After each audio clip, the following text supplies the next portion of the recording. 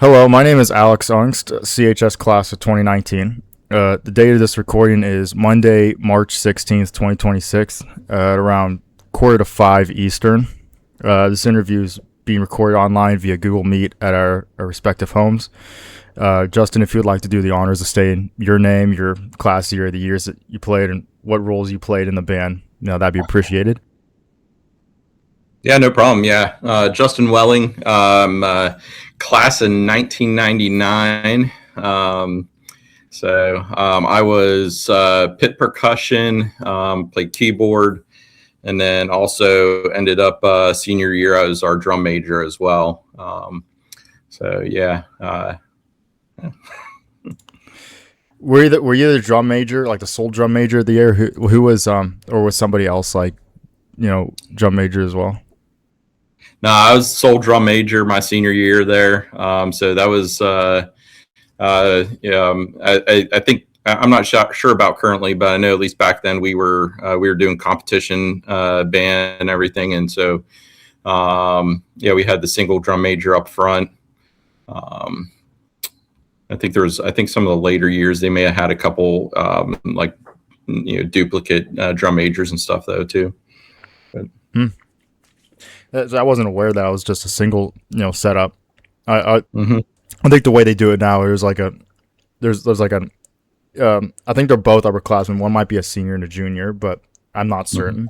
Going from being drum major to, just getting the band in general. How did you first get involved with or become interested in joining the marching band? Yeah, so I was, my brother was actually 2 years older than me. He was in band as well. He played trumpet. And he ended up, he started in middle school with the band, and then as I came into middle school, I started with the band in middle school as well, playing mainly keyboard, and then for football band and stuff, I was playing the bells and marimba, xylophone, that kind of stuff, pit percussion, and then as we ended up, and then as I hit, so back then we were able to actually recruit from our 8th grade class and have our 8th grade class participate in some of the competition bands as well in the competition. And so I actually started with the high school band in 8th grade. That first year we actually made an attempt of utilizing the keyboard out on the field. So we had a keyboard synthesizer hooked up to a PA system, hooked into a car battery, and so it was rather definitely backwoods, definitely some backwoods redneck engineering, but we ended up we made it work. And then it wasn't until let's see, I think it was the second year where we ended up we had like a combination of keyboard and I did some, and then pit percussion on top of that. And part of that was because of the first year we ended up having a competition where it was pouring down rain, and the inverter decided to blow on us right as I flipped it on. So yeah. Oh, dang. Did that end up being expensive or anything? No, nothing too expensive. It was just more shock and awe. And it was like it threw some sparks. Luckily, it didn't fry the PA system or fry the keyboard, but it ended up threw a few sparks and stuff from the inverter. And then, of course, I was dead in the water, and so the whole part that I played to the music, it was like it's silent. So. Oh, dang. Yeah. You're saying this was like your first year in the band? Yeah, it was the first year too. What year would that have been? That was, let's see here, so 8, gotta work backwards here, 98, 97, 96, 95. That would have been, I think, 94. Yeah. Oh, fall 94. So, yep. Yeah, fall of 94. Yeah. Okay. So I did a full 5 years in the band and stuff. Like I said, I got recruited in during 8th grade and competed with the competition band in 8th grade. Yeah. I know at some point, probably between your time and, when I started, they probably went back to doing, the 4 years in band. Hmm. I know Jackson Broombaugh. He did 4 years and could only do four, but I was able to do five because they were able to bring back eighth grade.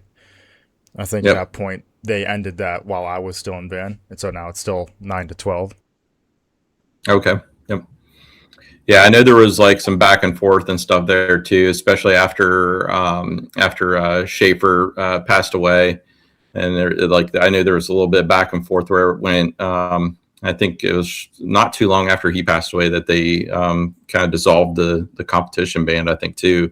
I'm not sure if they brought it back or not, but Well, I know as it currently stands, I think they just stick to football games and occasionally parades, but yep, competitions not so much now. Um, yeah. so touching back on like Jack Shaffer, what memories do you have about him? Like, how would you describe him? Yeah, rotten old man. Yeah, Uh, he was. Yeah, no, he was awesome though. He was a great band director. I know he was definitely he had a lasting impact on a lot of people. So he was our band director. Then Barry Mellott, he was the marching instructor and everything too at the time. So he did all of our drill and marching instruction, and then Schaefer, handled all the music and everything. Of course, Schaefer would yell at you for the marching too. Um, but yeah, no, he was. It was funny. He always liked to pick on my brother and I. We were originally from West Virginia, so he'd always kind of pick on us and rag on us about being from West Virginia a little bit, and so it was always in good fun. And then but yeah, and yeah, he definitely had he definitely instilled a sense of like discipline and hard work into everything that we did. There was no breaks. It was you go hard, and there was no backing down either. So back when we were doing competitions and everything, it was you were there was plenty of days where we're hitting the hill after school, and we were there till it get dark. Some nights. And during the summer, during practices, a lot of times it was all day long. So prepping up for the competition season. So lots of work ethic instilled in us. And like I said, a lot of discipline, working hard for what you get. Nothing's guaranteed, was another big thing. I mean, that was one of the things where I think we had a lot of good skilled musicians and everything, and having Schaefer as a director just goes to amplify that further. And so we traditionally would place pretty high when any competition we did. We were taking first most of the time, and yeah, I think it was always an important lesson to learn. Hey, even though you place first most of the time, it's never guaranteed. And it was funny. Every time we come up against like ACCs, the Atlantic Coast Championships, it's like we come into it positioned in first place, and then you take second, and you're like, oh man, get relaxed a little bit for like 1 second. is that like the attitude you always have in it's like that big goal is ACCs like during each practice? Yeah, of course. So, ACCs would wrap it up. That's your Atlantic Coast Championships. That was always the end of the season, big championship. Covered large portion of the Eastern Seaboard. Right. Pennsylvania, Maryland, Virginia, New York, New Jersey, all along that whole area. And you had and I'd say every year that I was in, we placed. I'm trying to remember.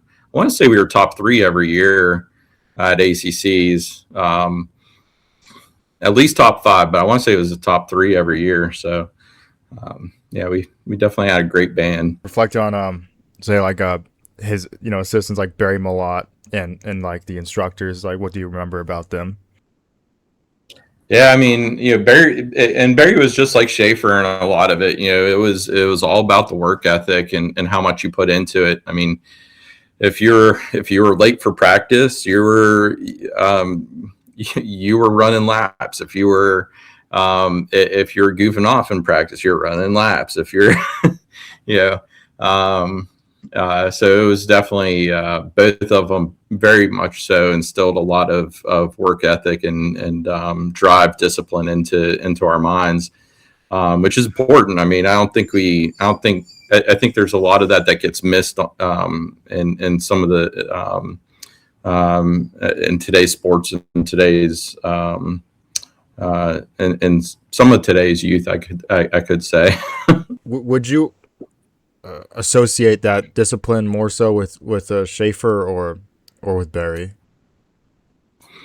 I think it was both of them, because neither one of them would back down. I definitely can say I would see it was funny is I think most of the time Barry was a little bit cooler about it.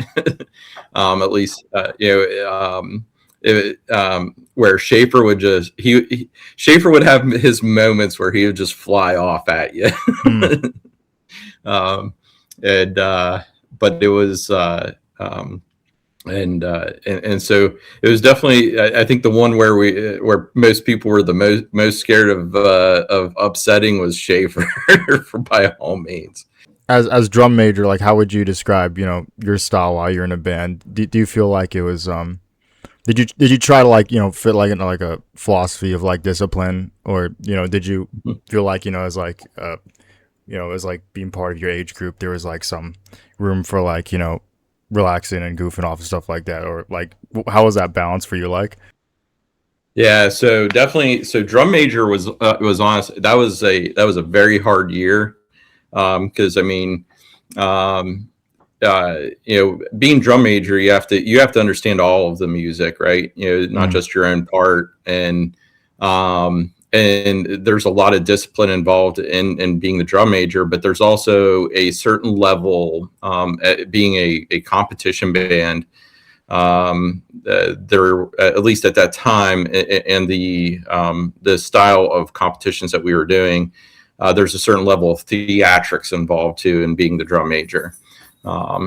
Yeah, so it was, so there was different things of showmanship that you would need to be able to perform in the middle of being able to direct the band and being able to give them their proper cues at the right time, but all at the same time playing to the audience at times as well. So, and that was one of those things where I think for myself, it allowed you to kind of come out of a certain zone at times of when you're out on the field, you're part of the formation. When you're part of and especially if you're in the pit, you tend to get lost, right? Because you're in the pit and you're playing, you're doing your instrument, you're playing the music, right? Unless you have a solo or something, you're just kind of part of the bigger thing. But when you're up on the podium and you're directing, you need to be very disciplined in what you're doing, and making sure that you're on sync at the right time, getting the cues in at the right time, but then also being able to take those moments during the show to placate to the audience and give them the showmanship that they need to have too. So I remember, like my senior year, our music was from Billy the Kid. And so we had all the pit percussionists and stuff were dressed up kind of cowboy garb and stuff, like the white shirts with the with like a black vest and or suspenders or something like that, and a pair of jeans, type of thing. And then I was dressed up as Billy the Kid. And so there's like certain moments where you'd have to, they ask for the drum major, hey, is your band ready? And you'd do a little salute. A lot of the bands that are very regimented or what have you, and doing kind of like the standard regimented, less of the theatrics, they would end up doing a standard salute or what have you. We'd always try to make at least a little bit of a show of our salute. So like for me, it was like you're drawing from you're drawing your 6-shooter from the holster type of thing. Yeah, and so you do stuff like that. You do things like in the middle of the performance. We had a section where I would give the cue into the music, and the whole band would just spin 180 and start marching backfield. So they're not even facing me at that point. And then I would turn to the audience and give like a spread out to the audience, like, to my, wave one arm to the left, one arm to the right, and just be like, hey, here you go. Like, they know what they're doing. And just kind of playing that, like, lack of a better way of putting it, kind of like a cockiness air to the audience. Yeah. So it's things like that. And then, of course, the whole time I'm doing that and stuff, they're marching backfield. But then right at the same time, we would turn back around and sync, and I'd come in with a big downbeat right into the next sheet of music. Right. Was that kind of showmanship and playing to the crowd? Is that what would normally manifest in just the drum majors, or would any of the band also like take part in that? Oh no, it was stuff that we'd have certain bits and pieces of that where we would play into it across the band. I mean, I know even in as like percussionist and stuff in the pit and stuff, there was things that we would do at times there where we'd make a show of how we're playing the music and stuff, whether it be the way that you handle your mallets, the way that you handle your the different instruments and stuff like that, whether it be even something as simple as a cowbell, right? Yeah. Give me more cowbell. Yeah, but yeah, it was there was certainly, like, especially for a competition band like that, you're making a show of it. It is entertainment. And so there is a certain part of the score that is showmanship. And especially as you get like folks that are doing like solos throughout the show, or color guard, and there might be a color guard feature in the middle of it, things like that. So and then certainly if we had like any type of percussion line type of feature, we'd have different types of showmanship that would get involved in a lot of that stuff. What memories do you have of traveling, with the band and, going to like praise competitions and stuff? Oh gosh, yeah, we traveled a lot. Cause like, we would end up a lot of times, like we went to all the football games. That was the crazy thing is my daughter now, she plays in our local high school band, and they only do the home football games here. Every once in a while, if it's a close by football, like local competition, like football game, and it's one of their big rivalries, then yeah, they'll go to that one. But most of the time they don't travel to the away games. And I was like, like that's weird to me, because like we went to all of the games, whether it was a home game, away game. And then the very next morning we were on a bus bright and early getting to a competition. So like every Saturday we would be going to competitions, and sometimes we'd be hitting 2 competitions in a day, where we would get up real early and we would be on the road to a competition, wrap that one up. We would no sooner be finishing up the award ceremony and jumping right back on the bus to get to the next competition. We even had some of them where the majority of the band would actually be getting on the buses and heading to the next competition, and we'd keep like a vehicle behind for the couple members that would actually be accepting awards. Wow. And then we'd jump in that vehicle to go and then head to the next competition behind the band. So how long would they be staying behind just to do the awards? Sometimes it would be like an extra hour or 2. It depended on the competition. Some of them were smaller, some of them were a lot bigger, and depending on how many bands there were, because in the order of precedence for that competition and stuff. So like, because you had your different the different groups for the competition. You had like group 1, 2, 3, 4, depending on the size of the band and everything. So yeah, sometimes like we would finish up our performance and we'd still have to sit and wait around for like, the group 3s and the group 4s to go. And then they would be tallying up all the scores and everything, and then start doing the award ceremonies. So, and would the rest of the band would be like already on the road by the time you're presenting awards and stuff? Sometimes it like I said, that wasn't always the occasion, because like most Saturdays we'd have like one big competition on that Saturday. All right. Most of the time, if we were doing 2 competitions, it was like they were close enough by that it made sense. And they were, and like maybe the first one in the morning was a smaller competition, and the evening one would be the bigger competition. So we tried to do it in a way that it made most sense. But some of those days made for a very long day where, we would be, getting back to the high school, in the middle of the night. Do you remember more so like quiet bus rides or loud bus rides? Like what kind of stuff was happening, traveling between places? It depended. So it seemed like it would go back and forth. So some of our longer rides, there would be periods of like quietness where everybody's just kind of hanging out, chilling out. Back then we didn't have the cell phones. The cell phones were just starting to be a thing back then, and those were the little Nokia brick phones and stuff. Yeah. So back then for us, it was all about the Discman. So we had the little Discman CD players and stuff. So a lot of times you're hanging out with your friend or your girlfriend in the seat, and you'd have the like splitter in the Discman, both listening to music or something,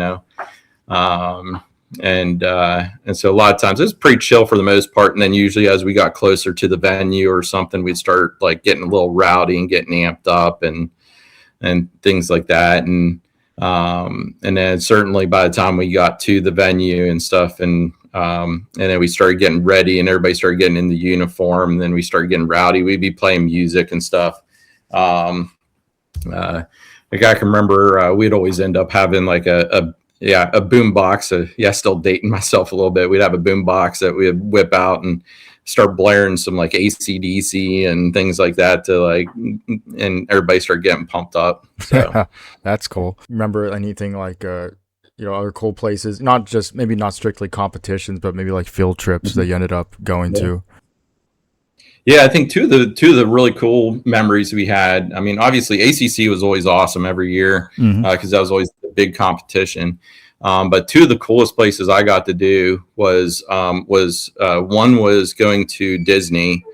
So we went to Disney and performed at Epcot, and so we did a parade we were part of a whole parade at Epcot. It goes through the whole the walk of the countries and stuff that's at Epcot. Right. So that was really cool. That was a long bus ride too. So that was a 20, I think it was 22 hours, something like that. Dang. Yeah. Now they stopped off at one point. They made stops along the way, and we stopped off in let's see, it was Daytona Beach area for a little bit and stuff the one time. Okay. And then continued on to Disney and stuff, and we got to perform at Disney, and we stayed in a hotel there and stuff as well. So we had like the day there in Epcot, after we we're done performing and stuff, and then we had some time in the park and stuff. I think it was like the next day or what have you. But yeah, so that was a cool, fun trip and everything. And then of course, and I think one of my favorite things was the one year we were performing at we did a series on top of the ACC series. So there was another series that was available called Cadets. And that's a whole different competition series. Yep. And we ended up so we did that the one year, and the championship for that was actually at Giant Stadium. Yeah, that's cool. Yeah, so we got to perform there at Giant Stadium. And of course, we went and we did some we got to drive through New York City and stuff and see some of the sights a little bit and stuff. But ultimately got to perform at the Meadowlands. So that was kind of cool. That was a neat experience, especially you're coming in and you're coming through the tunnels and things like that out onto the field and everything. And then even as you're playing the cadence through the tunnels coming out onto the field and everything, it's like, man, it's kind of a cool sound, cool feeling. So yeah. And during those performances, those competitions, what did you feel like there were any sections that maybe were the strongest in terms of depth or technique when you were there? I'd say honestly, it tended to shift and change a lot. So it all depended on the years. So I'd say my first. I'd say my freshman year and stuff. We definitely had a really good percussion line. Like when I first came on board, actually not freshman, but 8th grade year, we had some really great drummers and stuff out on percussionists and such. I know and then I'd say through the majority of the time that I was there, we actually had a really great brass line. So at the time we had. So my brother was a trumpet. You had Ryan Keebaugh, and so we had both Keebaughs were both on there. So one playing trumpet, the other one playing let's see here, he played baritone and trombone. And then we had Nick Niedermeyer. He was a tuba. And actually I'm trying to remember, I know Nick and my brother and let's see here, I think Ryan, I think they all went and ended up performing with in DCI. So they ended up doing I know Ryan and Nick, they did Cadets of Bergen County. My brother he did Cadets and then also played Carolina Crown. So he only did Cadets a short period, and then he ended up playing Carolina Crown. So that's cool. Those guys were all very talented and played very well. So I'd say those were probably some of our strongest musicians that we had. Would you owe that to the way Shaffer taught? Was that was he particularly strong when it came to brass? Oh yeah. He was. I would say he was definitely very strong with the brass. He was great with all the instruments and stuff, but I would say more so even with the brass instruments and stuff as well. But a large portion of it, honestly, it was discipline. The discipline that he instilled on everybody was okay, it is a strong work ethic of work hard for what you're going to get. So yeah, I think that was a lot of it. Just going back to when you performed during football, I understand that at the time you were probably playing pregame. Was that right? It depended. So we would end up, we would a lot so obviously Star Spangled Banner and stuff before the game. But most of the time we'd be playing halftime. Unless there was some sort of oddball type weird, situation, like homecoming type, event or something like that, then we would play. I'm trying to remember if we actually would do pregame or if we would do postgame show, but we'd still play our show. During your time, you would actually have the opportunity to play during halftime when it came. Yep. That's interesting. Yep. Yeah, it was like a true halftime show, just like what you'd see at the colleges and stuff like that, where they'll come out during halftime at your college football games and those college bands, they'll come out and they'll play a halftime show, right? Right. Yeah. Yep. That's exactly how we would do it. We'd do a halftime show, just like we would do for a competition. We'd have everything ready to go. We had things that we'd bring out onto the field, props, things like that, right? And we'd end up, it was just like you're playing in a competition. Competition, you got, it was if I remember correctly, it was a total of about 15 minutes to get your stuff out onto the field, set up, play, get off. So it's just like the same as like a halftime show. And when it came to playing the stands, do you have any particular like recollections of what it was like, playing there, or like how everybody would like act in the stands, or how you would conduct, when you were playing the stands? Yeah, I mean, yeah, playing in the stands was always a lot of fun, right? So, there was a lot of things that, we had some different sheets of music that we would play, different things that were, things to get the crowd riled up, or even, and just like pump up pump up the players or what have you, right? I myself, for the majority of my time in band up until my senior year and being a drum major. So when I was in the stands, most of the time I play a set of quads in the stands. Kind of hard to take the xylophone or marimba up into the stands, Yeah, on occasion I would have like a set. We had a set of marching bells too that I would take them up into the stands as well. But yeah, they tried to keep me from marching as much as possible because I was not great at marching. So. Yeah, hence the pit percussion, and go be a drum major. Yeah, was that something that Shaffer would do? Would he recruit like certain people that like he knew would be great at like drum major, if that's not necessarily like looking for like the all rounder and like all skills when it came to marching and stuff? Yeah, so usually for drum major, it would turn out to be okay. People would put their hat in the ring for it. And most of the time it was selected a little bit based off of one, okay, could the person do it? Two, like, okay, what instrument are they playing and stuff? Do I have enough depth in that line to be able to afford them being up on the podium versus out on the line?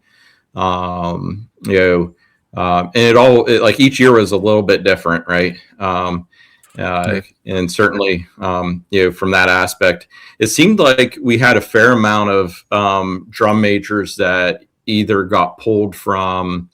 This year, I'm trying to think. I know Jason. He was pit percussion as well. So. Yeah, Shaffer tended to seem like he pulled a little bit from the pit percussion and stuff. I know April, I'm trying to remember what April played. I want to say she was flute. We had a good bit of like good flutes and stuff too. But yeah, so it always tended to be a little bit different every year as far as what were the driving factors behind it. But of course, as well, being a group 2 bordering on like group 1 band, being fairly smaller band, a lot of times it was having to be very strategic too, and where you're giving up depth in a particular instrument line. Did I ask you if there was any memorable songs or particular performances or shows that you might have played during your time, like whether it be in the stands or like out in the field? Yeah. No, you hadn't asked that yet. No, there was definitely some memorable times and stuff like that. Some different pieces of music and what have you. I mean, for me, the most memorable set of music was probably my senior year, playing the Billy the Kid music. And I think the one piece that always sticks out like the most is like there's we'd have there was a move that we would do that it was like we always referred to it as the toilet flush. Why was it called the toilet flush?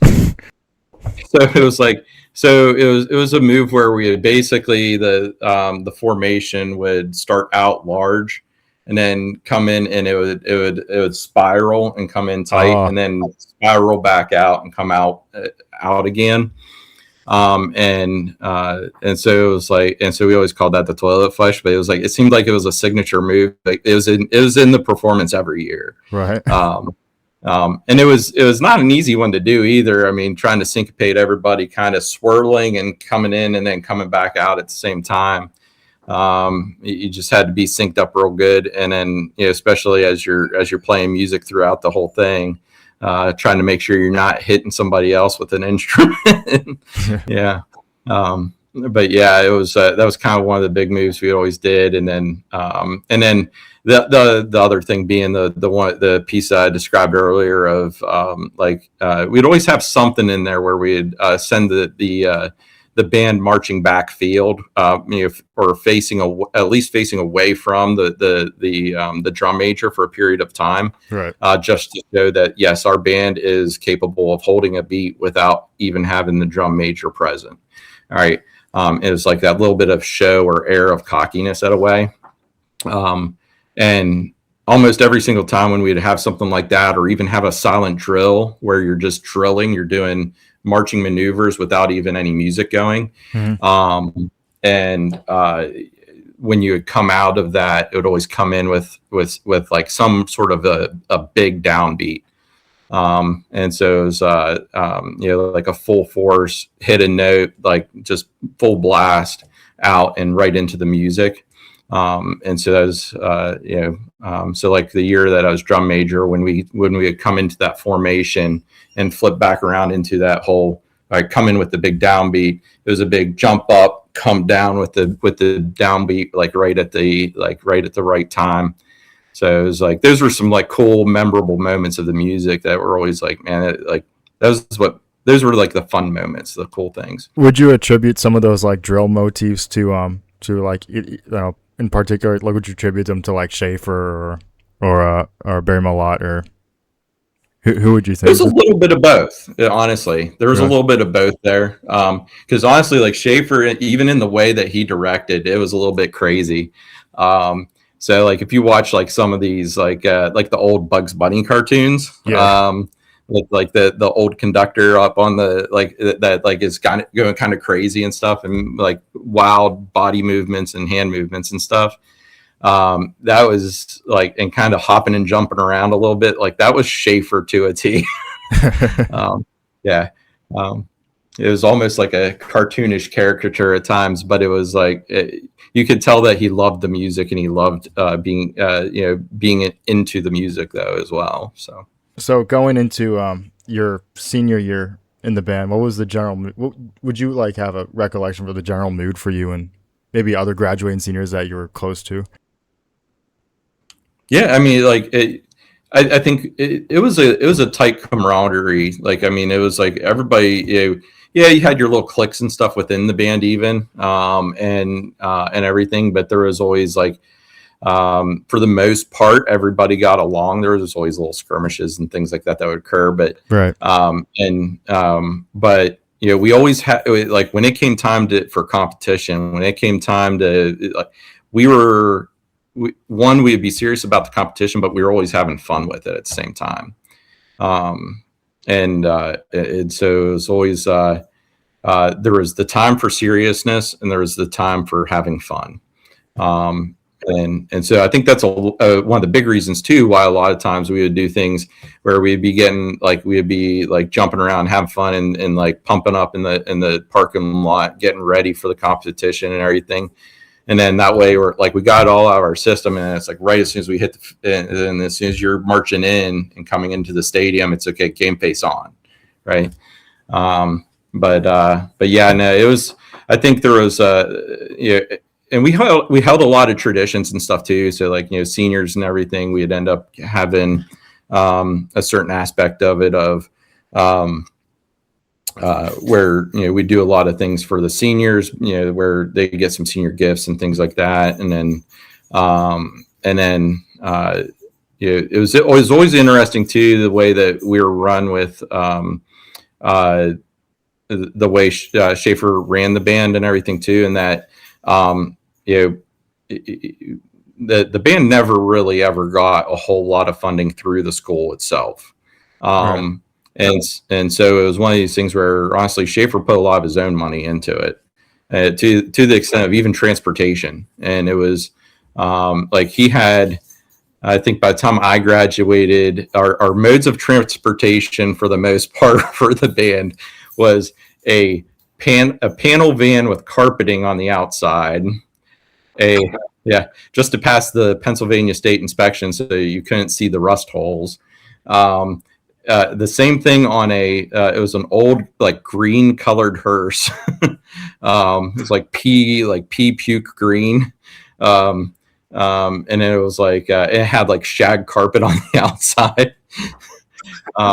And then there was another hearse that he had gotten. I think he had like at least 2 hearses at the time. I don't know. I can't remember if he had gotten the third one by then, because I know there was a black one then, and then there was like a cream colored one. But yeah, and we'd always have a senior. One of the seniors would be allocated each one of those vehicles, and they would drive that vehicle to make sure we got kids back and forth to like to band practice and stuff. So it was and of course we'd have a lot of fun with these things and stuff like that. So it always became a thing. Like if somebody saw it, like if somebody was in like downtown Altoona and they saw the hearse driving by, they knew who it was. Yeah, I imagine. Just to clarify, you would describe that general mood, going out as pretty much on a high point, like as it would be like in the previous years, just having fun in the band and stuff. Oh yeah. Some of my, like I've told my daughter plenty of times, like I think some of my most fond memories and stuff from high school and stuff surrounded around my time in band. I was also on swim team, did a lot of skiing and stuff. My house growing up in Pennsylvania there, I lived right at the base of Blue Knob. So it was like, so we were going up and going skiing a lot of times. And most of the time, the people that I was hanging out with outside of band was band people. Like Shane Mitchell, Sean Robinson, we hung out like all the time. Yeah. And to add on to them, and were there also other like band members that you had really fond memories of, that stuck out to you?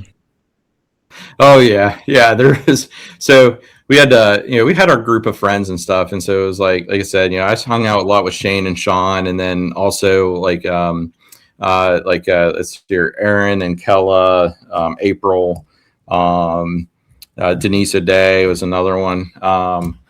But yeah, we all kind of hung out a lot together and stuff. So like Aaron was Aaron was one of our real good friends, her and Kella, and so it had come to the point where they would just like when they would come over to our house, they just kind of walk in the house and stuff too. It was like yeah, I'll never forget actually the one time they came over to the house. We had a bathroom that was in downstairs of our house and what have you. And that was where my dad tended to like shower and stuff was in that bathroom. Right. But the bedroom was upstairs. Oh. And the door that came into the house that most everybody would use was the one from the garage downstairs. And so I'll never forget the one time, like right as they're walking in the house, my dad was coming out of the bathroom to go walk upstairs to go to the bedroom and change.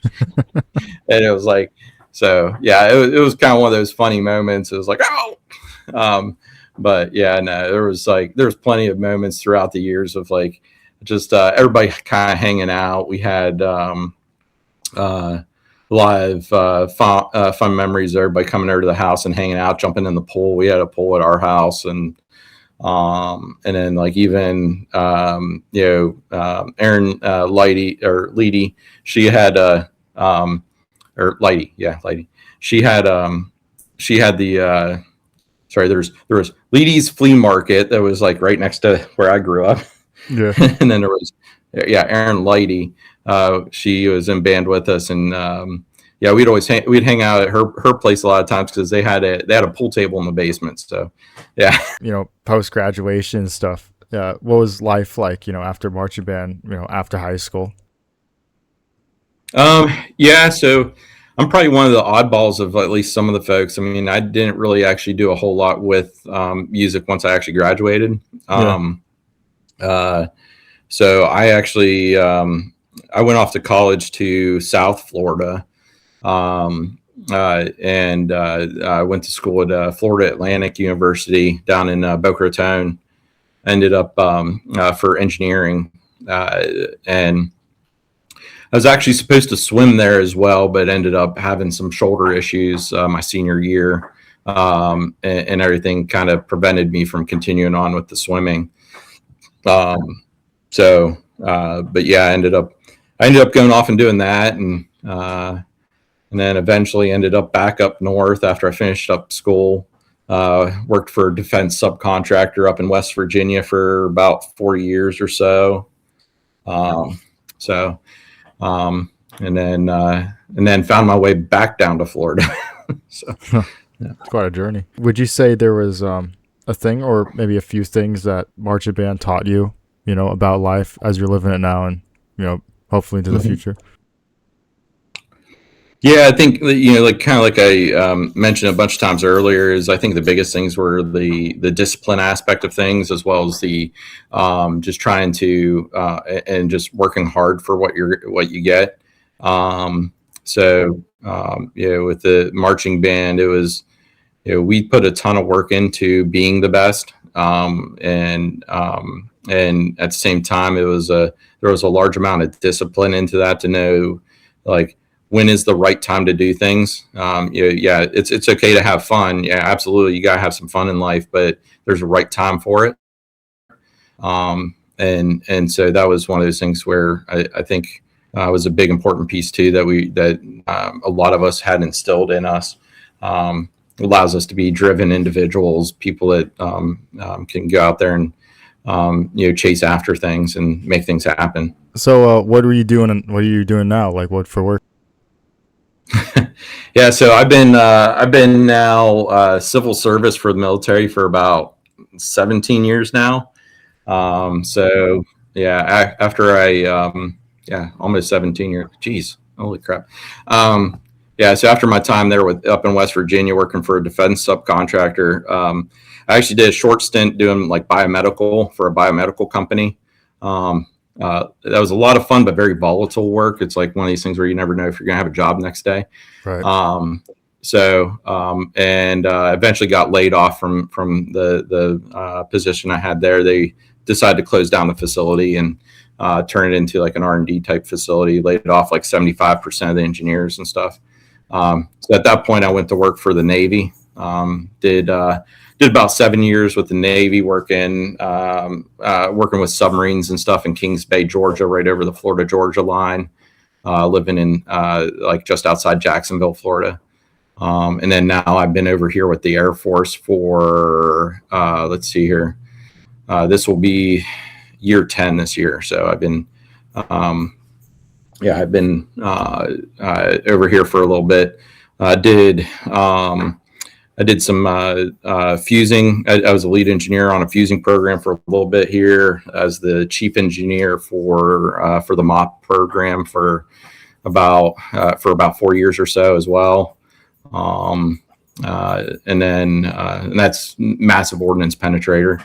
And then now I've been a lead for one of our branches doing leading up their production and manufacturing and stuff for some missile systems.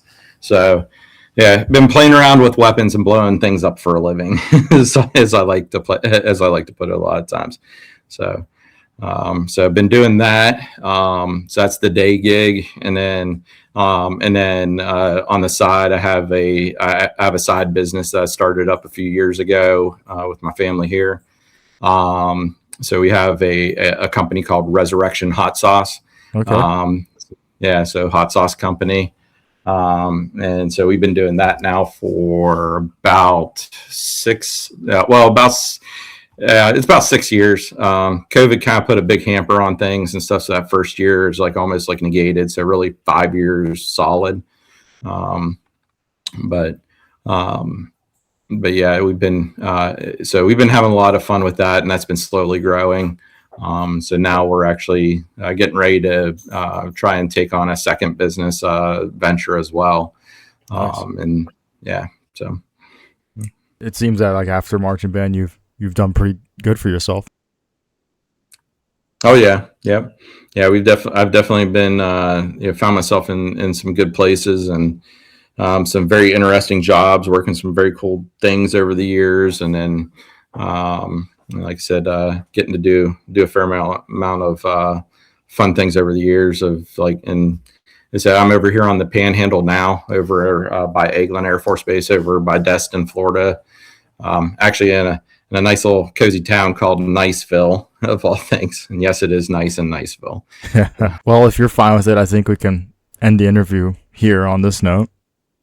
I really enjoyed hearing about your experiences, and whoever's listening in the future, I hope you've enjoyed as well. Yeah, no, absolutely. I appreciate it. Thank you for putting these things together and stuff. It's good to be seeing everything coming together from some of the old faces, and likewise I know some of these I've seen some of the videos and stuff getting converted over to digital and everything, some of the old performances and getting thrown up online and stuff, and it kind of brings up some blasts from the past. So it's good times.